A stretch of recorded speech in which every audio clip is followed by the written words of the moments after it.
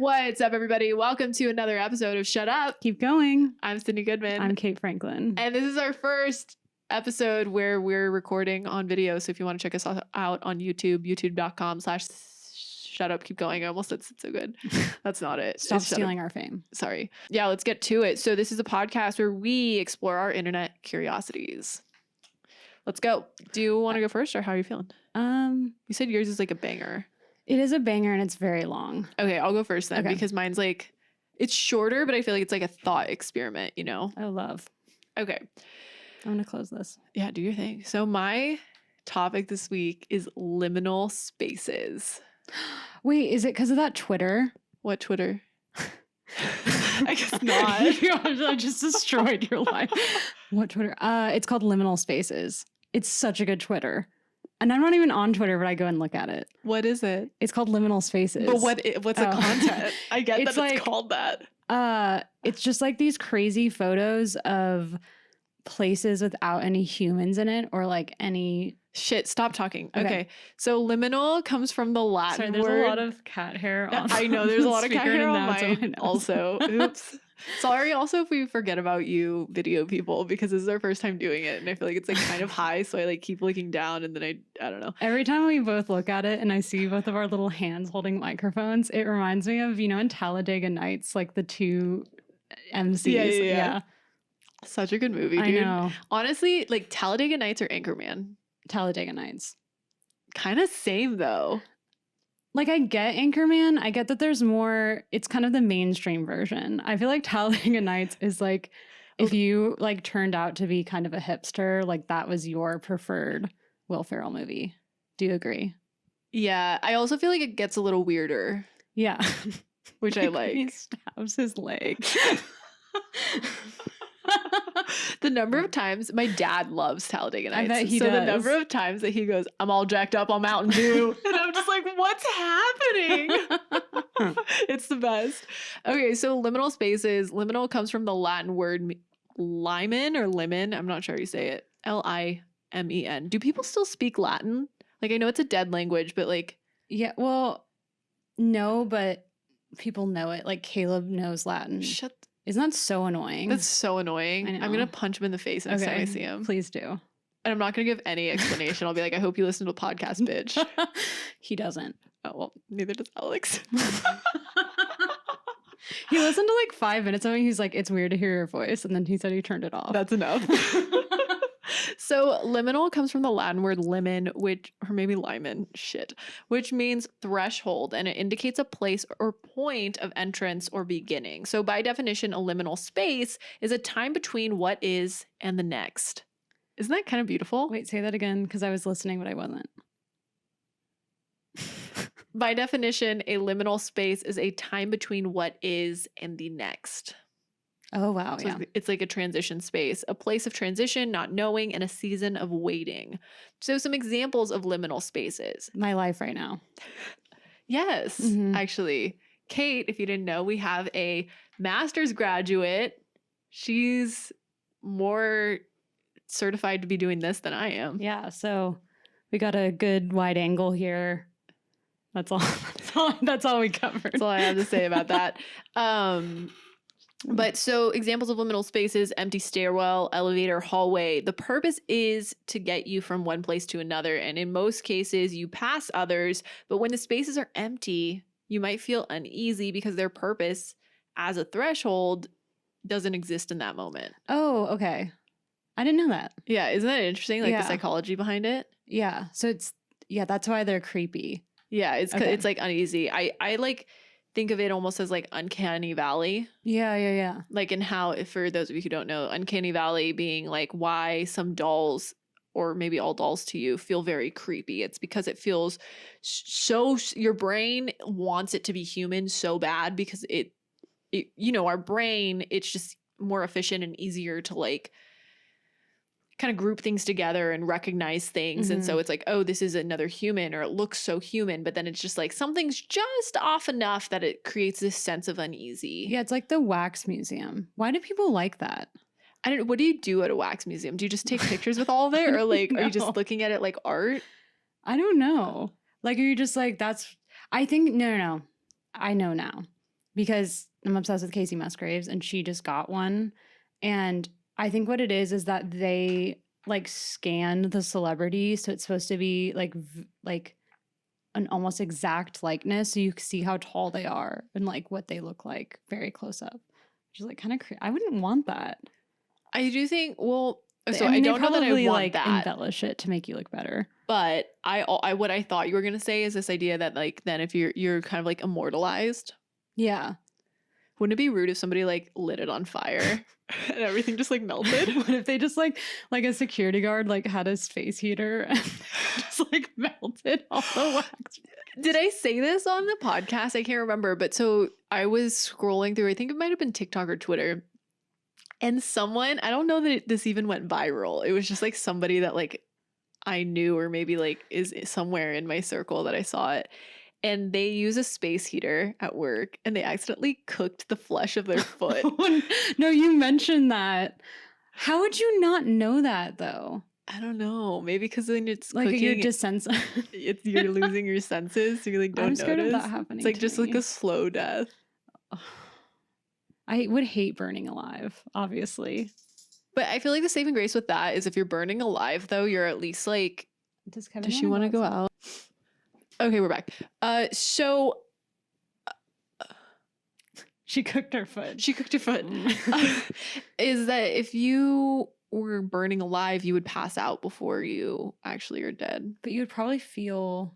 Would you? You'd be sleeping. This is so morbid. But I've thought about this because I'm like, okay, if I go out in a very like tortured way, it wouldn't matter that much because then I would be dead. What do you mean? Like those last moments wouldn't matter because then I would be dead. I wouldn't be alive to remember. That's true. Like, the memory wouldn't be there. The trauma. Yeah. You wouldn't need therapy. No. I feel like I just want to like fall asleep in my sleep or die in my sleep. Like just fall asleep and then just not wake up and just like have it be done. No, but then if you think about that too much, then every time you go to bed, you have to say goodbye. What's wrong with you? I don't want to do that. I sometimes do that. I text my parents good night, love you every night. That's so cute. They text me too. It's a little group chat with me, my parents, and my brother. So they have tabs on you when you fall asleep. Yeah. Are they ever like, Sydney, please go to bed? Or are you good about going to bed? No. But sometimes, you know, if I like forget to text them that night, I'll text them in the morning and be like, good morning. Oh, that's so cute. Just like a little check-in. But it's funny because, my dad. Of course. What a character. My mom will send these like elaborate, like, good night, everyone. Love you so much. Like, I hope you had a great day, Sydney, and that like your meeting went well. And Calvin, I hope your test went well and you aced it. And it's like cute. And then my dad will just go, ditto.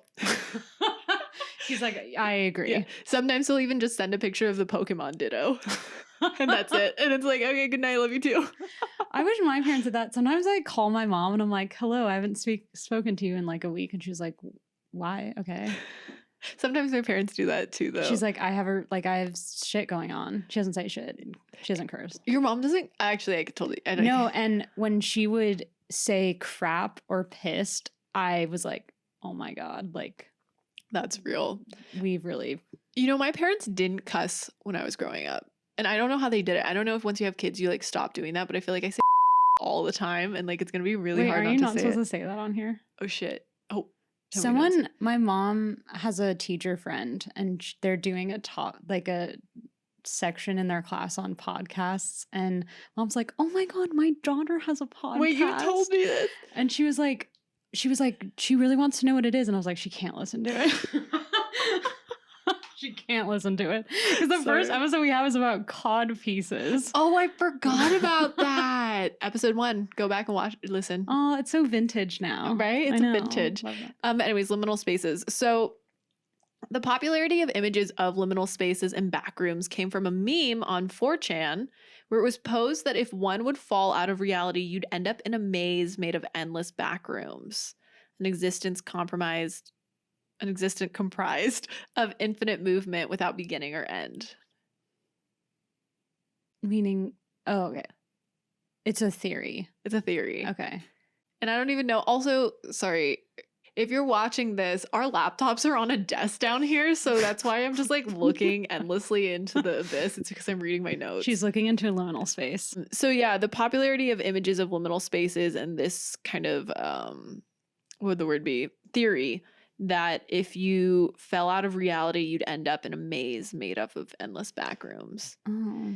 So there's a subreddit. The subreddit describes itself as, quote, if you're not careful and you no clip out of reality in the wrong areas, you'll end up in the back rooms where it's nothing but the stink of old moist carpet, the madness Ew. of mono yellow, the endless background noise of fluorescent lights at maximum hum buzz, and approximately 600 million square miles of randomly segmented empty rooms to be trapped in. God save you if you hear something wandering around nearby, because it sure as hell has heard you. Okay. Wait. So they're saying if you fall off, what? Just in general? Like fall out of reality. So have you ever seen like the Oh, I see. Reddit I can't remember what it's called, but it's like where people kind of like the simulation like slips up or whatever. And it's Yeah. like, I don't know if you've seen that video of, I think it's like a girl in Russia like flying. Yeah.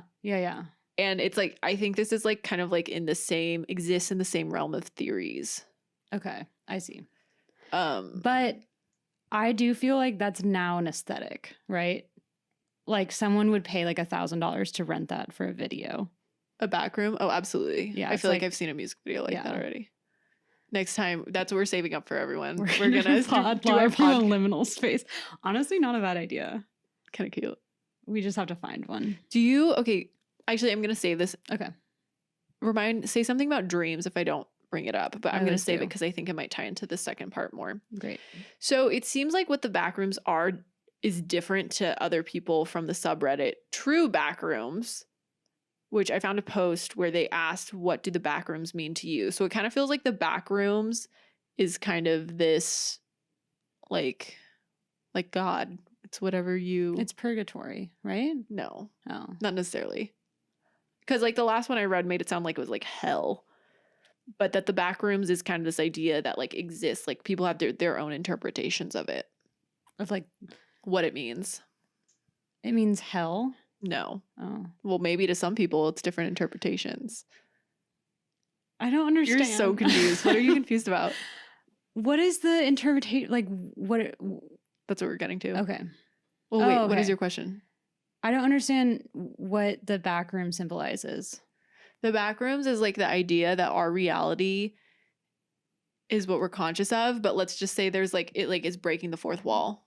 That's me understand. Yes. Yeah. Okay. So in the subreddit True Backrooms, I found a post where they quoted a 4chan passage, quote, is this real? A meme? A hallucination? Alternate dimension? Is it evil? Malicious? It's basically like this. We've all seen a place like this being liminal spaces, in our past. Maybe we went with our parents to their work one day and there was a section of building under renovation, or maybe we were hanging around a building still under construction, or we looked through the windows of a long closed down store/restaurant. The first time you see it, it's like, quote, seeing the strings on an actor in a movie. Mhm. They're no longer Hero McHeroson flying to the rescue. They're actor McActorson hanging by wires on a green screen stage. It ruins the illusion and suddenly breaks the barriers. Now you are forced to realize this place is always here, even when people aren't. Even when I'm not thinking about it, even in the middle of the night, at 4 a.m. when everyone is home and asleep, this building is still here, even the rooms all the way at the back that barely saw people when the place was running and decorated. Even right now, that room is still there, and I can almost see the dust motes falling slowly in the windless walls. I can almost hear the utter silence of the soundproofed industrial walls, those dark corners of society, the unpainted side always kept away from the cameras, the back rooms as they are. The movie The Wow. Truman Show is kind of based around Yeah. this feeling, except that was fiction or a twist on reality. The back rooms of all the big towering office buildings, entire empty floors unoccupied for years, the crumbling old department stores with the fitting rooms in the back that have laid in darkness for over a decade without a single person ever gazing upon them. End quote. Wow. Liminal spaces. That sounds like my college photography aesthetic. Actually, yeah, Like I can see it. even that one over there. I can see it. Just I kind of love like it. what exists in the shadows. Yeah. But someone described it in that same thread as anti-nostalgic, which I thought was an interesting, Why? because my understanding of it is that it like feels familiar, but I feel like when you think of nostalgia, it like comforts It's like you, sweet. Yeah. and because of the familiar feeling, where liminal spaces, when I think of it, it makes me feel uneasy, but it's like, it's definitely familiar. But okay, here's a larger cultural question I have Okay. for you. You know, I feel like it's a new thing with our generation. It's probably not, but is like, I feel like how do I say this? We just want to feel things. So even feeling uneasy is a feeling that we like. Do you know what I mean? That's Yeah. like why like I feel like horror movies had like a renaissance, like a more popular, bigger renaissance, like especially like niche horror movies. Do you know what I mean? Yeah. And like why what like urban exploring, you know that? Like where Mhm. you go to abandon shit. Like people like seek that out. What is that? Is it because we feel like fragmented because we grew up with the internet? Well, I was gonna say, I feel like that social media and like lack of like deep interpersonal connection Yeah. probably has something to do with it. That would be my guess. Because like I weirdly find liminal spaces. I like have some in my mind that I'm thinking of, and I find them like strangely comforting because they feel like uh real. Do you know what I mean? Interesting. I don't find them comforting at all, but I do keep thinking of this liminal space that I've never been to. What is It's it? from a dream. What is it? It's hard to describe. It has these like these gray with a purple undertone carpets, and there's a bunch of like, those chairs that are in like all of the like hotel ballrooms with like the outer like metal thing, but mine's gold, and then there's like a fabric part in the middle of it. No. Okay, well that's what I'm imagining, and there's just like a bunch of tables, and there's like a stage. Oh. But like that's been like a setting in multiple dreams. Like, do you have dream settings where it's like you keep like you have multiple dreams one, that it's like an airport. I keep having the same dream, and it's an airport in different parts of the world. I keep dreaming about traveling. I miss it. And I have it like every like third night, which is creepy. It's kind of is like, it the same dream every time? no, but I'm always in the same airport. It takes place Yeah. I've had that. Like there's a cruise ship Yeah. that I have dreams at a lot, and it's a Weird. high school. It's a cruise ship high school. That's actually a good concept. It's never good though. It's always That's for the really bad. executives watching. But yeah, the last thing that I'll say is that I've also heard of people having dreams where, like I said, they see liminal spaces or back rooms and think that they've seen like the fourth wall being broken down, and that's like the back room of reality. I They see. weren't supposed to see it. Do you know the caretaker? Mm-mm. You would love. He's I don't think he makes music anymore, but he's like I think he's from Norway, England. And he started the whole project. It's the caretaker based on Jack Torrance of The Shining. And so all of his music is like ballroom music that sounds really far away. So like old jazz, but it sounds like it's playing in a giant like empty ballroom. Interesting. So it's like liminal space music. It's so beautiful. Wow. Yeah. I thought you were going to say it was like music that he would listen to or that he would make. Like the guy from The Shining. No. That'd be funny. What kind of music do you think he'd make? Jack Torrance. I feel like Screamo, right? No, that would be Wendy. Yeah. I feel like he'd like I feel like do something with the drums, but like very like cymbal heavy. Oh, I was gonna say like singer-songwriter, because like Charles Manson was a singer-songwriter. Oh, really? I don't know that I realized that. How creepy. But so this is like, I guess it's a shorter topic, but like I said, I like just wanted to talk about this idea of like liminal spaces and like transition places and like that creepy anti-nostalgic feel, and this idea, like, what do you think of, I don't even know if I can like properly articulate the idea of like breaking the fourth wall and existing outside of like our reality. I don't think I totally understand that.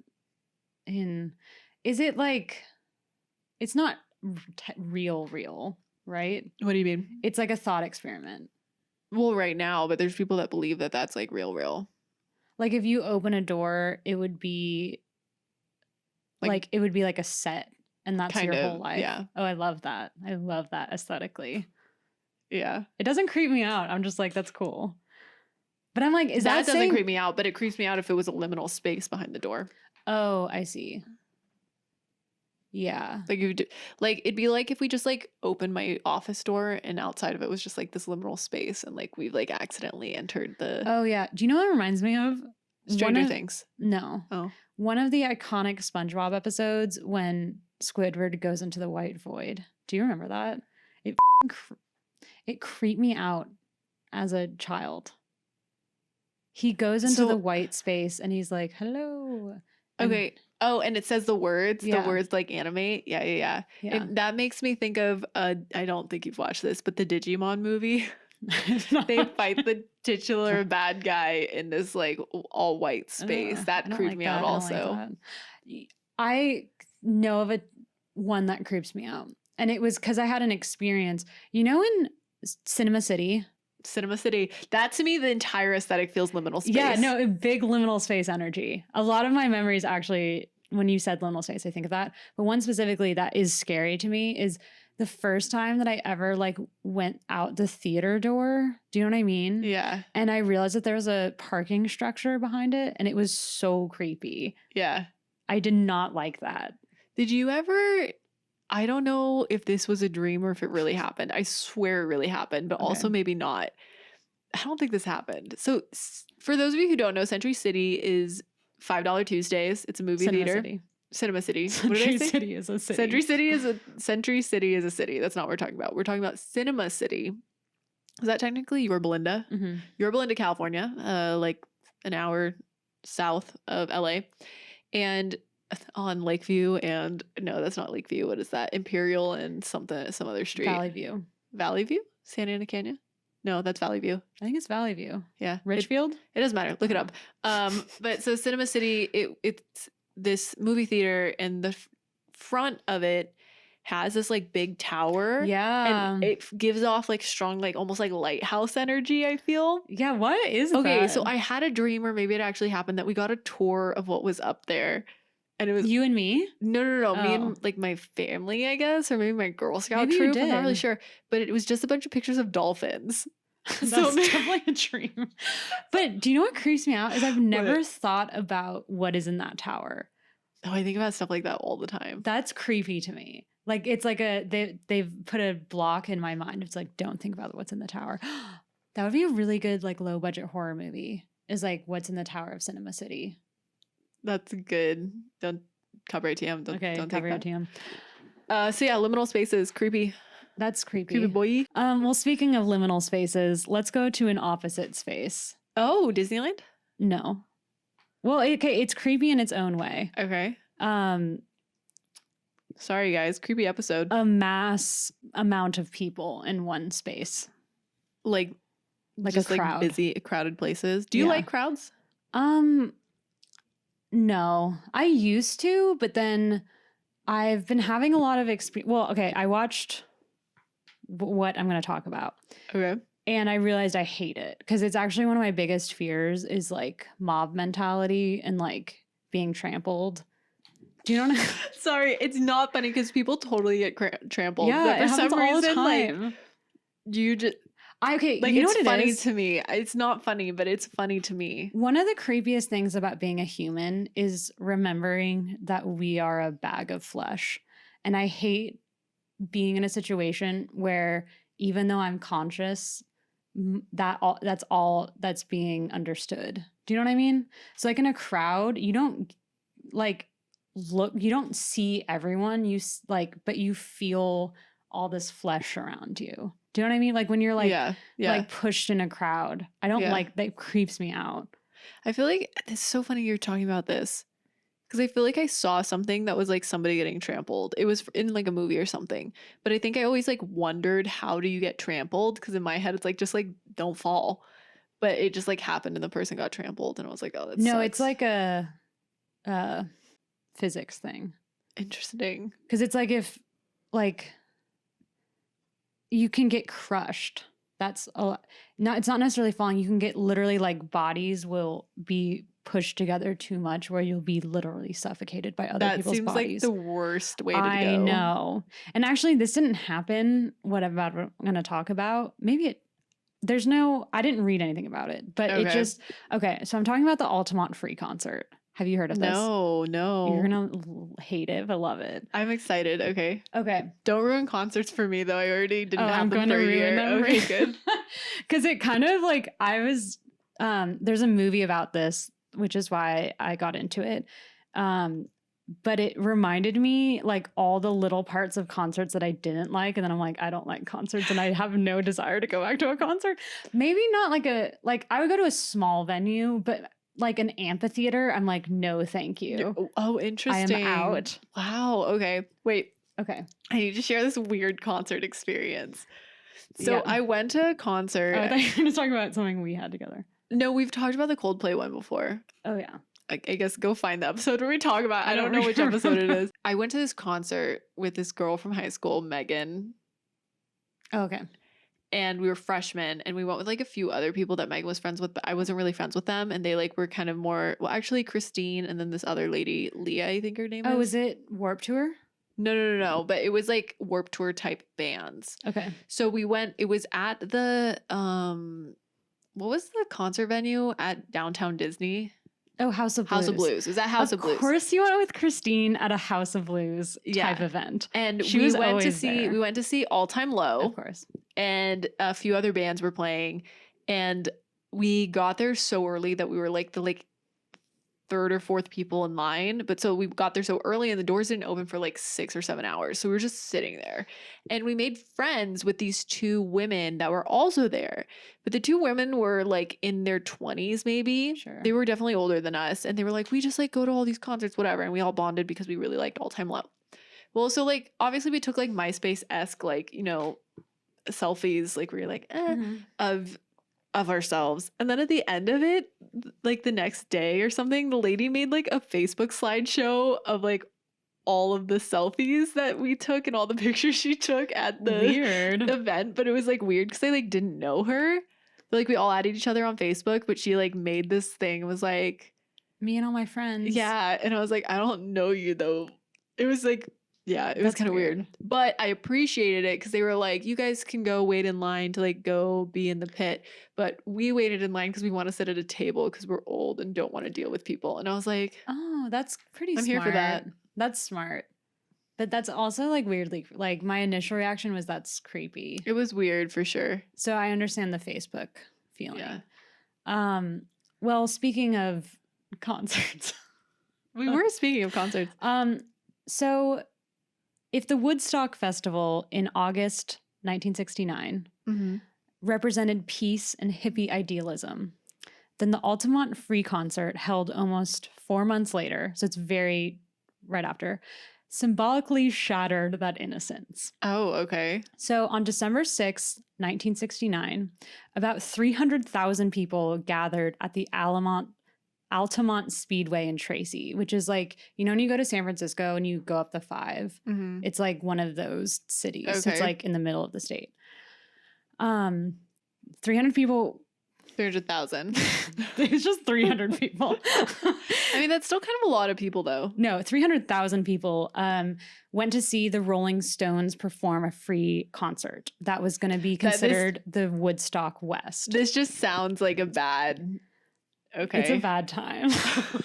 No spoilers, but it's a very bad time. So, okay, the end of the 1960s was not great for the Rolling Stones. Are you a Rolling Stones fan? Not really. I don't know. I just kind of like missed them. Like, me too. I don't not like them. Like when I hear their music, I'm like, okay. But I feel like they seem like something that would be in my wheelhouse of things that I'd love. And I just never got into them. Me either. I feel like they were less, like, I feel like the Beatles were like, if you were like 12 and like wanted to pretend to be a hippie, like you would listen to the Beatles. Yeah. But that might have been because of Across the Universe, right? Yeah, we were such an underrated movie, honestly. Really good. I feel like people don't talk about it enough. Female director. So good. So good. So yeah, but the Rolling Stones I feel like had less, I wonder why that is. I think they're less kid friendly. They're a little bit more sexy. I mean, I feel like technically the Beatles isn't kid friendly either. Yeah, but yeah. But I feel like it's more coded. Do you know what I mean? Yes, like the Rolling Stones were like real like sex pots. Do you know what I mean? Yeah. Sorry, I'm gonna pause you real fast. Do you know what I just recently learned? And maybe What? I'm like out of the loop for this, is that a bunch of like classic rock extending into like current pop / rock stars are like pedophiles. Like they are like groupies were like 12. I'm not surprised. Yeah. I mean, do you remember the Mad Men episode where they go to see the Rolling Stones and Dawn talks to that girl and I think she's like 15? What's crazy to me though, like we're getting in some sticky territory, Okay. but like I think of what I looked like and how I acted when I was like 14. It's like, And no. I am confused how anyone, including someone my age, found me attractive in even the slightest. Well, Like, I think that's why it's disgusting, right? well, that's, I guess, certified not pedophile, everyone, Well, because I don't get it. It's like, you think about it, it's like you should not be like flirting with someone that is of that maturity. But it's not even maturity. Let's just take the maturity out of it. Like, just like thinking about, like, I was like a string bean. Like, if I took my shirt off, I would look just like a boy. Like, there was no difference between me and like my brother's chest at that point. Like, I Yeah. have, not that boobs are everything, but I have like very little to offer you.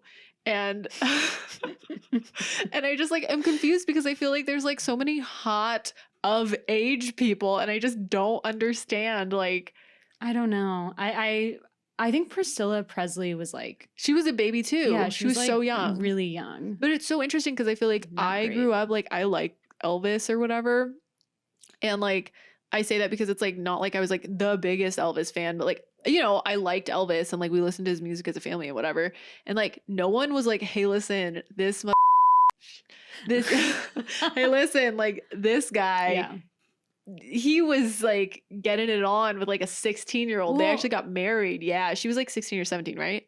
Something like that. Maybe 14. No, she was like really young. Oh, when she they was first like met. young. I think she was 13. But okay.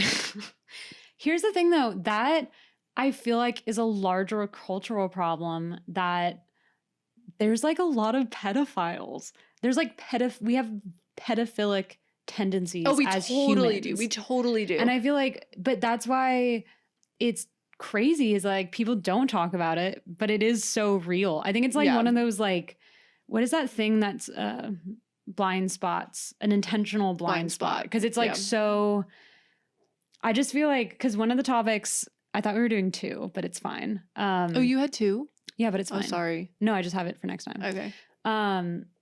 One of them, it's like, it literally has been like forever. We've had this obsession with youths. Oh, yeah. Well, so two things. One is just like even the idea that it's like women are supposed to like shave their body hair, and it's like you get body hair when you hit puberty and become like a woman. But Yeah. that like everyone, including, you know, I shave my body hair. So like I'm part of this, but it's like I shave my body hair because I like it better. Like I have a preference and I think it's like more attractive on me to like Mhm. not have hair on my legs Mhm. and other places. Like my armpits. And I feel like it's like that yeah. is something that like a young girl who hasn't had puberty would have. That's probably where and it so it's like started. that's like ew. Yeah. But then the other thing is I was watching this video that was talking about basically how like men, if you're like a biological, like let's just pretend there's only two genders for the sake of Mhm. this thing. But so it's like men, they can be attractive as like a boy. Like you can see a young boy and be like, oh, that's like an attractive, like he's cute, whatever. Or a man, as they grow, they get beard, grizzly, whatever, and Sure. you're like a hot man, whatever. But then for a woman, you're only attractive or you're as a girl. Yeah. And so everything as you age is seen as like going downhill or seen as a negative because there's no like mainstream acceptance of like women who are old and hot. Because usually when women are considered hot and they're old, it's because they look young. Yeah, but it's kind of a double standard though, right? Because like think about Kim Kardashian, like why she's so revered is because she has like she has like the idealized womanly form, which is like wide hips because of childbearing. Do you want to hear something kind of weird? Right? Isn't that right? I think that's right. There's also a TikTok account that I follow. That's this lady who just like I don't even think she has credentials to be a sociologist, but she just like talks about the Kardashians. She just like talks about the Kardashians and like their cultural like roots and all of this. It's very fascinating. But anyways, I had this friend growing up, and the mom told you about hips. Yeah, you've said that on here. Yeah, because I just can't believe you tell somebody that. No, you cannot. So they basically told you that you like are going to need bigger hips to have a child. Yeah, they were like, and you were like 12 years old. Yeah, it was like, oh, you're going to have a hard time like having, like you don't have childbearing hips. And I was just like, what? What a weird. Adults are so weird. And I think what's funny is if you think about it, like we're adults now. Isn't that weird? So it's like, I don't think anyone has ever figured it out. And like as a child, you're like, oh, that person's so old and like they like know everything. Yeah. And so like you hear a comment like that and you're like, that's interesting. Why would you say that to me? It's like, because this woman probably needed therapy. Now you realize it. It's like that woman was just weird and had no social skills. It's like, you're not better than me.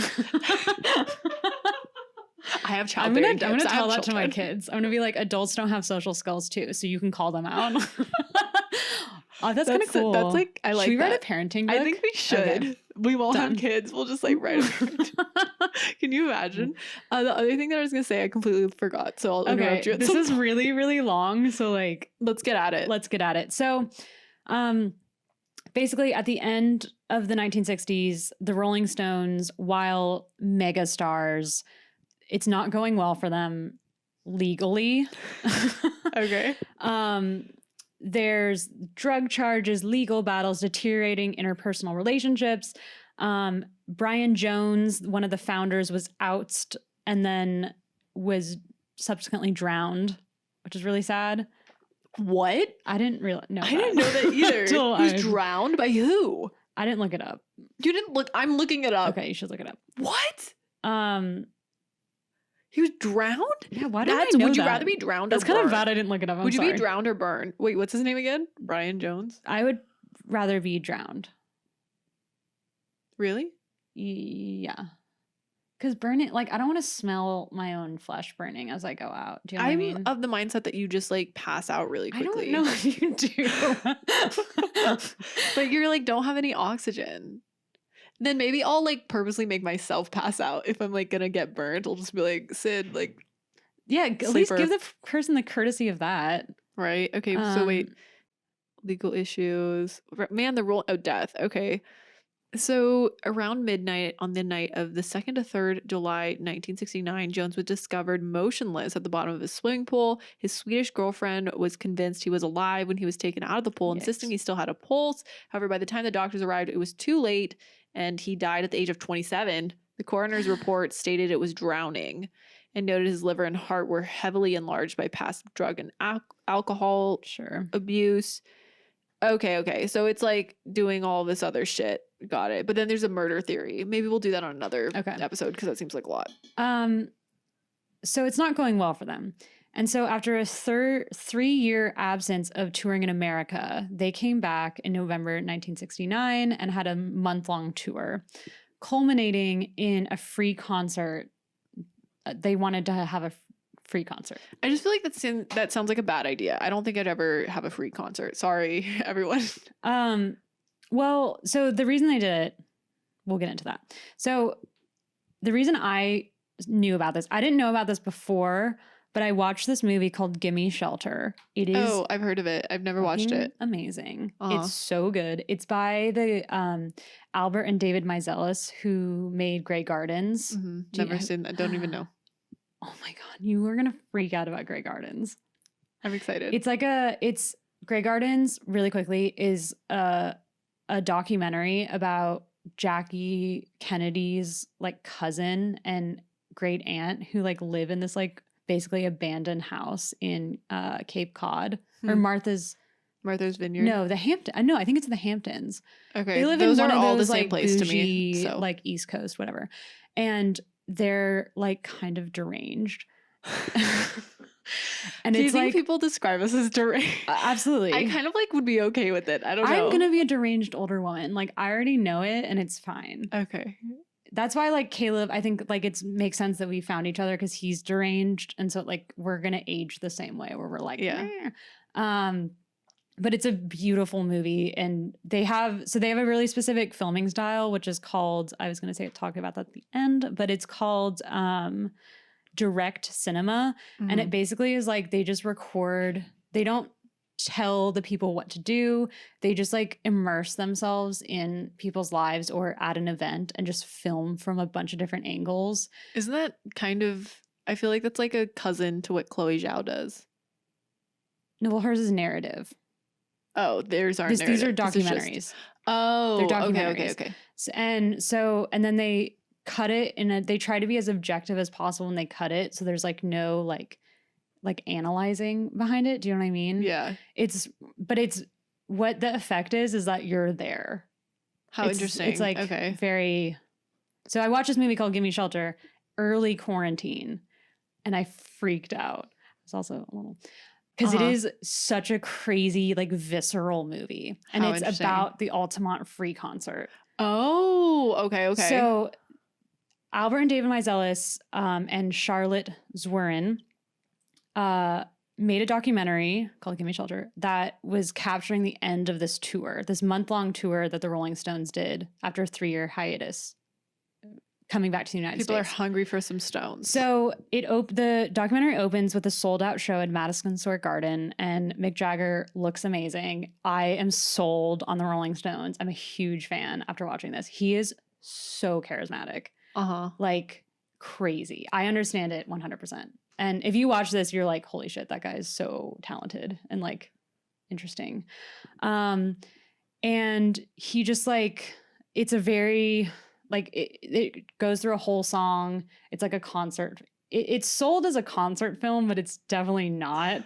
But so then it cuts from this beautiful, like energetic performance to a scene of Jagger and the drummer Charlie Watts reviewing performance footage. Okay. And so they're like smiling, they're like enjoying it, and then all of a sudden they start frowning as a radio report recounts the grim reality outside the editing suite. Altamont, the West Coast Woodstock that capped off their tour, drew 300,000 people, but was a disaster. So what it is that it starts out at the beginning of the tour and then it cuts to after their tour is over and they're watching what the Meiselas brothers shot of them. They like watch it back. And so you get to see how they react to it. It's pretty interesting. So a lot of this information is from this book called Altamont by Joe Selvin. So I'm just crediting him. But he said the reason they did Altamont was that they wanted a huge, like, climactic finish to this film because the Meiselas brothers were, like, super famous. They had just made one film before called Salesman. That was, like, a super big hit. It was about a Bible salesman. Yeah. It was about a door-to-door Bible salesman. And they, like, got super famous. They were, like, the coolest filmmakers. So the Rolling Stones thought they were, like, hot shit, like, having these guys to film them. So they're like, let's get a climactic ending to our movie. So the idea, actually, they took it from Jefferson Airplane and the Grateful Dead because they were going to have a free concert in San Francisco Golden Gate Park. And they were like, okay, we're going to join that with them. And like, we'll make this like Woodstock West. But then the mayor of San Francisco, who was, quote, very anti-hippie, was like, no, that's going to be a disaster. Like, you can't do that. So then they like tried to find another place. They looked at Sears Point Raceway in Sonoma. But the people that owned that wanted a profit or a part of the film rights. Got it. Because they knew that. Because they couldn't take a profit of the concert because the concert was free. And they were like, no. So then they found the Altamont Speedway. So Sydnee, the construction for this and the decision to really do this was made on Thursday, December 4th. The show was on Saturday. Oh, okay. Just for context, Woodstock was conceived as an idea in January, and then it happened in August. Okay. So we're working on an abbreviated timeline. It's not very, they don't have a lot of time to plan this out. So part of the planning too was that this is like the infamous part of this event, is that they hired several dozen members of the Hells Angels motorcycle gang to act as informal security staff. And what were they paid, you're wondering? $500 worth of beer. I wonder how much beer that is. Probably a lot. Like in the 60s, probably like a ton of beer. Literally a ton. But the thing is, so Jefferson Airplane and the Grateful Dead recommended them to the Rolling Stones management. They're like, we've used it before and it's great. Like they're like really scary and they like keep it in line. And so they're like, great, like we're going to do that. So the Rolling Stones tour manager said, quote, the only agreement there ever was that the Angels would make sure no one tampered with the generators. That was the extent of it. So that's what they're claiming. The agreement was with the $500 worth of beer, and like and don't they have won't people have people like mess with the the generators. generators. Okay. So there was no commuter path to the speedway. There's not very many bathrooms, if any. I forget. So is this like Firefest before? Yeah, Firefest? it's like but it's way worse. The original it's way worse. Firefest. So like there's footage. I'm gonna show you after like clips from it because it's gonna say a lot. Like people, there's no parking lot, so like people like parked like on this very long stretch of highway and like walked in, and it's free, so then there's no tickets, so everyone just could show up. So people drove from across the country because it's like the Rolling Stones were huge. Yeah, and you get to see them for free. And then most people couldn't see the stage because it like there's so many people there, and it like wasn't put in it. It was put at the bottom of like this valley. But the stage was only 3 feet tall. Okay. What's like the normal height of a stage? I don't like 8 feet. Like Okay. tall, like, you know. Yeah. But it literally is like it's like a little it's step. like a step. Okay.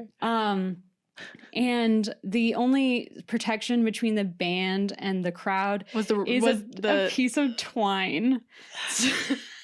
Who planned stretched, this? But then when Jefferson Airplane began playing, which I thought, like, I don't know when they started playing, but I think it's at the beginning, like towards the beginning, the twine was gone. Like, so the first act on the stage was Santana. Yeah. Like, yeah, but it was when he was in the 60s and was like a hippie. The Rob Thomas But song? it was a band. He was like, no, I know he's yeah. he's in yeah. And his set went smoothly, but then over the course of the day, so let's just paint the picture here. This is 1969. There's a lot of drugs going on. There's a lot of substances. So as the day's going on, people are starting to get inebriated, as well as the Hells Angels are really enjoying their $500 worth of beer. They gave them the free beer at the concert? That was not like a gift card or something? It was like, what? No, it was like, you can come here and like drink beer and like just like kind of keep it under control. That's, who planned this? So did they get sued after? Why didn't I look that up? I'm really just going because there's so much stuff happens at the event. Okay, go. So anyways, everyone's getting agitated and the Angels are getting very drunk. So when Jefferson Airplanes come on, the Angels have become very aggressive, and one of the Hells Angels starts beating up some of the hippies at the front of the stage. Okay. And then unprovoked? Who knows? Who can say? Okay. Like, there's a lot of people having like bad trips, and like some of the footage is like people like literally fully topless, just like. So when Jefferson Airplane's playing, Marty Ballin, who's the lead guitarist, he like saw the Hells Angels like beating the shit out of someone, and so he jumped off and tried to like intervene, and then they punched him, and he got knocked out. Okay. And then another one of the guitarists like took the mic and was like, thanks so much to the Hells Angels for like beating up like our like singer. And then one of the Hells Angels took the mic and started arguing with him. What? Yeah, it's crazy. Wait, I'm confused. And the Rolling Stones was like surprised when they saw the footage that, or there's more? Well, no, there's more. Okay. There's more. Oh no, there's more. So, it was really crazy. And so the Grateful Dead were going to play, and Jerry Garcia is there. And one of the Jefferson Airplane, they have footage of this. Airplane members, like, after their set is talking to him, and he's like, yeah, like, Marty got punched out. Like, it's not going well. And the Grateful Dead was like, we're not doing this. And they left. Oh, Because okay. they're like, I'm scared. Yeah. It's like, like, it looks like hell. Like, when Okay. I was watching this, I was like, this is hell.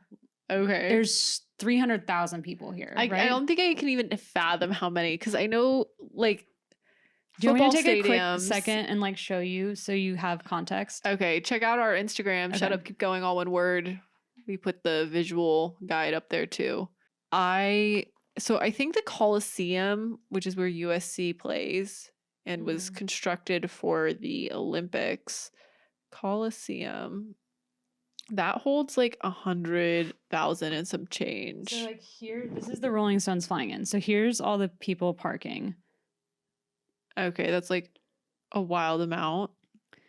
And then Okay, so the Coliseum holds just under 100,000. So it's 3 of That's the huge. Coliseum.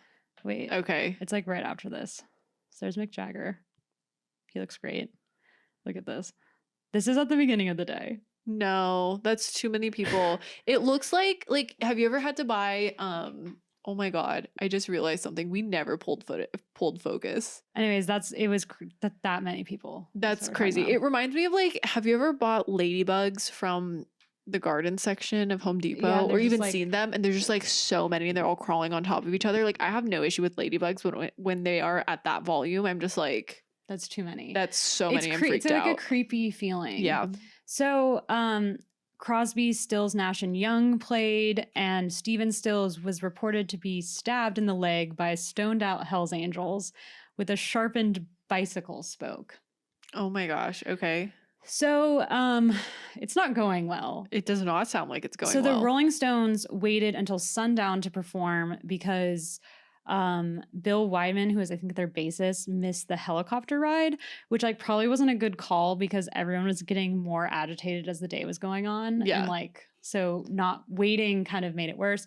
But anyways, they finally get on, and Mick Jagger, as he's getting out of the helicopter, even to get there, like he's whisked through this crowd and someone punches him as he's like going to his trailer, and there's this whole scene. It's very like stressful. And he Mhm. like finally gets into his trailer, and there's just like fans like all, there's no like backstage. It was Okay. like crazy. So when he finally gets on stage, he looks so scared. Can you imagine? He's probably hearing it. They didn't say, but I'm sure he heard about what was going on. Yeah, he didn't go in blind or anything. So, you can hear him say, "Just be cool down in the front there. Don't push around," because people are like, they're like the big stars, and they're coming on, and people are like crazy. And their stage is protected by twine that's not even there anymore. Oh my gosh. So okay. during their song "Sympathy for the Devil," great song, which it's their third song. A fight erupted at the front of the crowd, prompting the Stones to pause their set while the Hells Angels kind of tried to gather control, which is basically like them beating the shit out of people. And then they started their song back up again after they, like, you can there's footage of like they just like the Hells Angels jump into the crowd, and then it kind of calms down, and you're like, what happened? And they were just like kicking the shit out of people. So then it goes well for a while until some of the Hells Angels get into a scuffle with an 18-year-old named Meredith Hunter, who is trying to get on stage with other fans. Okay. So one of the Hells Angels grabbed Hunter's head, punched him, and chased him back into the crowd.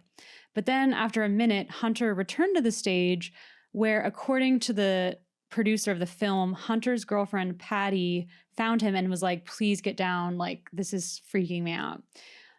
But he was like really enraged at the way that the Hells Angels were like treating them, like, because they had pushed him back. And according to one thing, he was really, really high. So like he was just like, "Rah." Yeah. And then someone from the Rolling Stones team said, of Meredith Hunter, I saw what he was looking at, that he was crazy, he was on drugs, and that he had murderous intent. There's no doubt in my mind that he intended to terribly harm Mick or someone in the Rolling Stones. But then the Rolling Stone magazine had this whole expose about this concert after the fact, and they had like a firsthand account of this guy saying that he didn't think he was on drugs. He was like, and that like, they're like, did he prompt the Hells Angels? Like, what was he doing? He was like, oh no, he just gave him a weird look. He didn't give him any verbal provocation or anything. They're just chasing through the crowd and they're hitting him. And one of the Hells Angels pulled out a knife and stabbed him in the back. Oh my gosh, stop. Yeah. That sounds like a horrible way to go. I think that's at the bottom of my list in terms of drowning, burning, and then getting stabbed.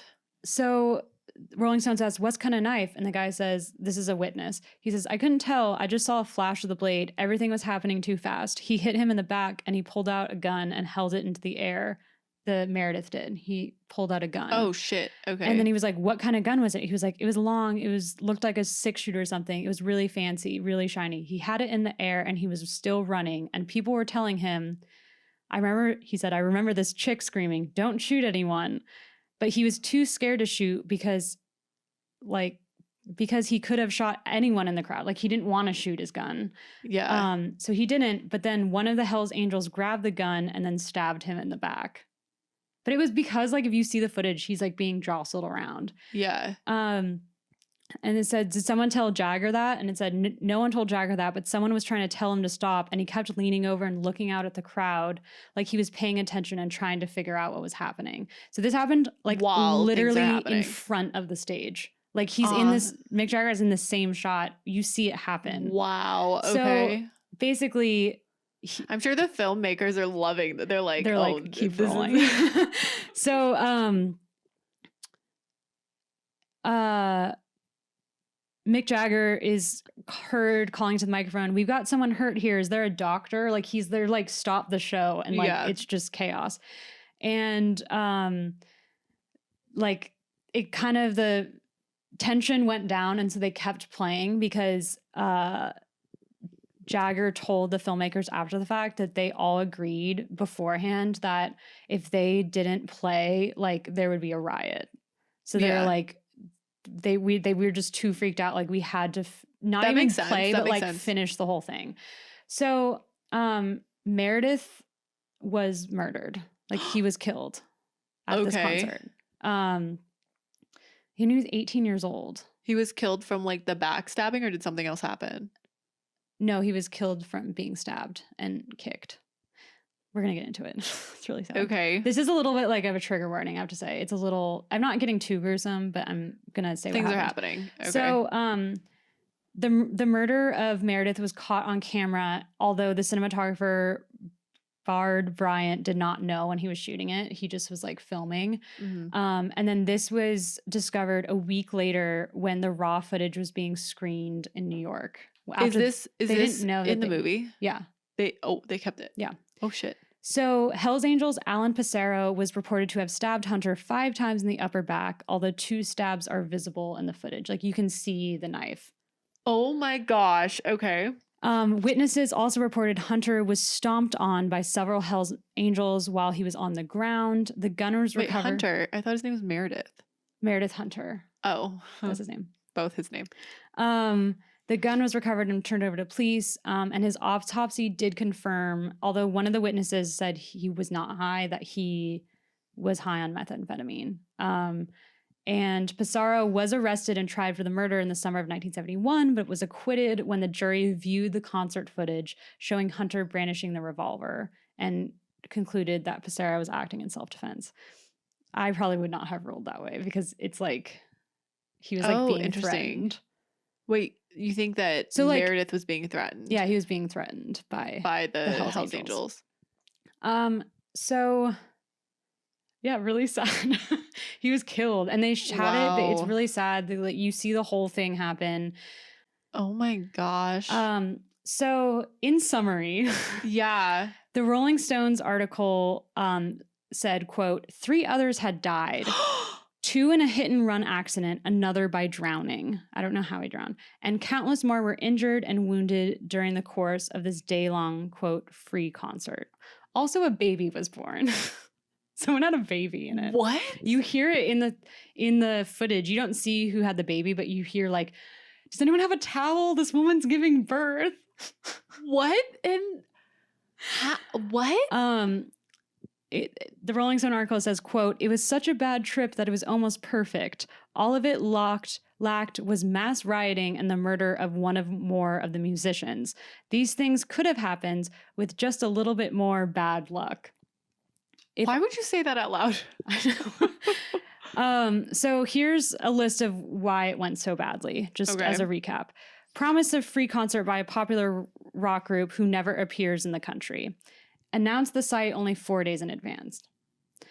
Changed the location 20 hours before the concert.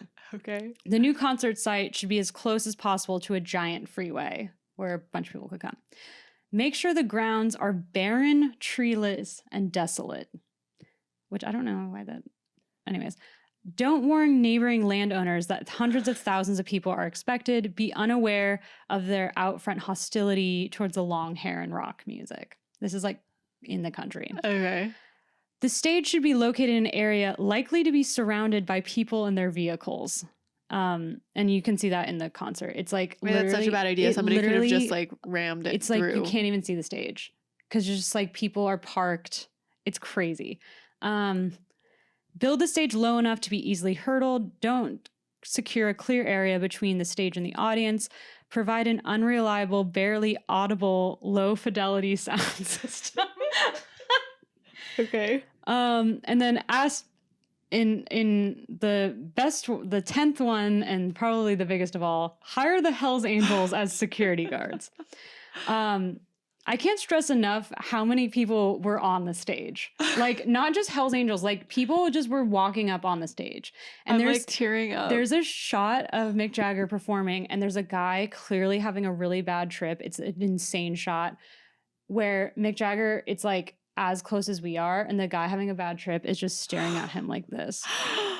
How did they finish the set? I would have just been like, I'm out. This is it. I don't know. It's crazy. Well, so according to an associate close to Mick Jagger, he was very, very shattered by the event. Understandably. He said, I cannot overemphasize how depressed and down he was about the way it turned out. He just wished he could blink and make it go away. When they found out about the murder, it shook them, obviously. But yeah. But according to Keith Richards, it did go pretty well. On his arrival in London, he told a United Press reporter that Altamont was, quote, basically a well-handled, but lots of people were tired and a few tempers got frayed. I don't think so, Keith. Was that after they saw the footage? I don't know. It doesn't say. Keith Richards wasn't there when, or like he's not shown. It's just Mick Jagger and the drummer. Oh, interesting. Shown seeing the footage. In some of the B-roll, you hear like a hippie chick saying they consulted the astrologers before setting the dates for Woodstock, but they couldn't have consulted an astrologer about today. Anyone could see that the moon is in Scorpio. Today's an awful day to have a concert. There's a strong possibility of violence and chaos, and any astrologer could have told them so. But then she said, oh, well, maybe the Stones know something that I don't. This is at the beginning of the concert. So needless to say, Gimme Shelter is not just a concert movie because it's basically just details this whole chaos unfolding. The Mazelis crew, interesting enough, George Lucas was one of the crew members because they had like a ton of cameras filming. Wow, how interesting. This gave him the idea for Star Wars? Probably. So the final, there's like a bunch of camera people, and truly the film reads more like a psychological study. How interesting. Like crowds. And by the late 60s, I already said this, they made this film style called direct cinema, and which is strictly observational. And the brothers both studied psychology before turning to filmmaking, which you can kind of tell. Yeah. Because like they choose the right shots at the right time. How fascinating. But some people were really critical of the film, saying that the directors have blood on their hands because it's so like they didn't intervene. I'm surprised that they could. Yeah, that feels very shit with Nightcrawler. Yeah. Well, and so another criticism of it is, like I said before, the reason they chose Altamont was because the previous place, which would have been more secure, wanted part of the film Right. profits. Yeah. And they were like, no. How interesting. So So then, in summary, really quick, Charlotte Zwerin, who is a co-director, she had the idea to have footage of the Stones watching what happened. They hadn't seen it. mhm. So in the movie, you watch them watch it.